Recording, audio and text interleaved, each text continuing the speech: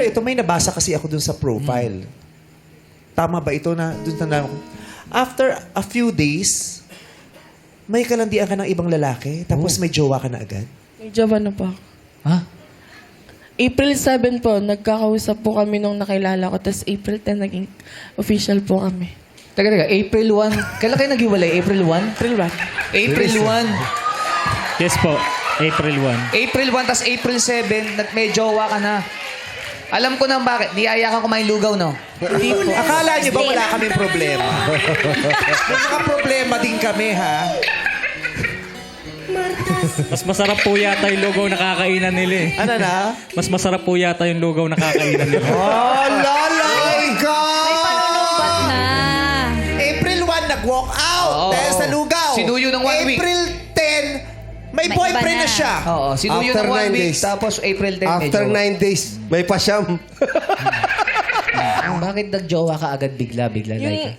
Nung April 7 po, nung nakachat ko po yung guy na yun, nakita ko lang po yung message niya sa message request ko.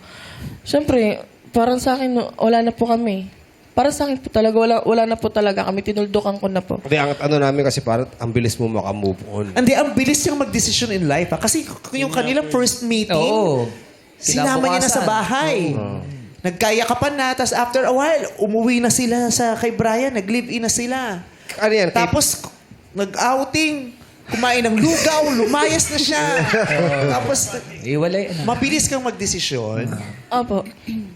Yung kachat mo, kaibigan mo siya o doon mo lang? Hindi po.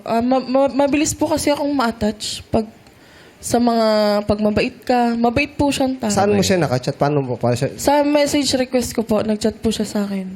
Hi. Hello. Siyempre, grab the opportunity. Bakit ka kaya mabilis ikaw ba yung taong longing ka ba Opo. sa pagmamahal? Longing. Bakit? Hindi ko rin po alam eh. Hindi naman po ako kulang sa pagmamahal ng magulang, ng ano. Siguro lang po, di ko lang na-appreciate yung ibang bagay. Di ko lang po alam kung bakit ako malungkot. Ganun. Siguro may kulang po sa akin. Kailangan mong maunawaan din yung sarili mo. Opo. Kailangan mong maunawaan kung saan nanggagaling yung behavior mo, bakit kaya ganun, ba't gusto ang bilis may jowa ka na agad, di ba? Hindi ka namin ma-judge. Katulad mo, gusto ko rin namin maunawaan. Yun lang, kasi minsan ang ano lang din natin, yung out of concern na baka magdulot sa'yo ng kapahamakan yung kabilisan mo sa pagdidesisyon sa mga bagay-bagay. Madaling makuha ang kanyang loob. Loob, yun. Oo. Baka mabudol ka. Magtiwala. Diba? Oo. Baka katulad na rin ng pagdidesisyon sa pagsasama at sa pagbuo ng pamilya. Diba? Lalo na sa hirap ng buhay sa Pilipinas, magdidesisyon ka ba agad-agad na sumama na at makipag-live-in? Sasama ka ba sa isang tao na hindi mo alam kung paano kanya bubuhayin? Mabubuhay niyo bang isa't isa? Maiaangat niyo bang isa't isa? Kasi katulad, sabi mo, di ba, gusto mo ng isang tao na kasabay mo mag-grow. What if pag nagsama kayo, hindi kayo mag-grow? Lalo kayong lulubog. Kasi magiging bigat kayo sa isa't isa. Di ba? Pag gusto mo na magsama kayo, pero equipped ba yung tao para magkaroon kayo ng isang at least decenteng pamilya na makakakain ng sapat, at kung magkakaroon kayo ng anak, makakapag-provide ba kayo ng decenteng buhay para sa mga bata?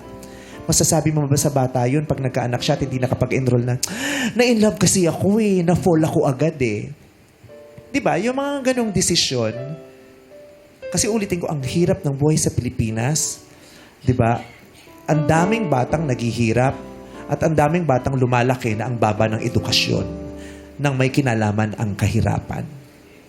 Di ba? Not to judge you, but to enlighten you and the other youth na nanonood na, masarap ma-fall, pero hindi sapat ang dahilan na na-fall ako ng hard Di ba? Sinasamahan siya ng pag-iisip. Hindi puro sarap lang. Kailangan may kasama siyang takot. Yung takot ang magiging gabay nyo para sa desisyon nyo din Brian, nung nalaman mo ba na agad na meron na siyang... Nung first monthsary po nila, may nag-send lang sa akin ng picture na Anong naramdaman mo? masakit. Pero Laika, kayo pa rin nung kachat mo ngayon? Opo.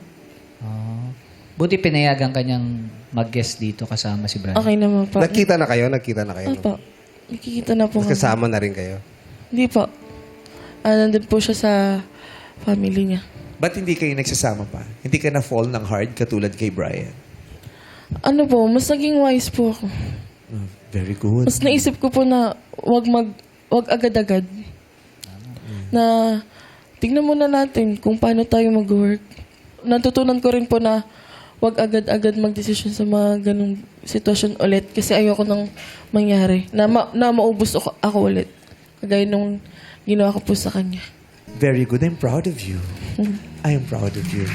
It's not too late to realize and change, di ba? And be better, di ba? I am proud of you. Oo. Na ngayon, di ba, mas magaan na hindi mo Opo. minadali ang mga pangyayari, na live-in kayo agad. Yung ganun. Minahal mo naman si Laika. Sobra po. Oh, at least, Nakita ko naranasan rin yung niyo mga... yun na magmahal at mahalin.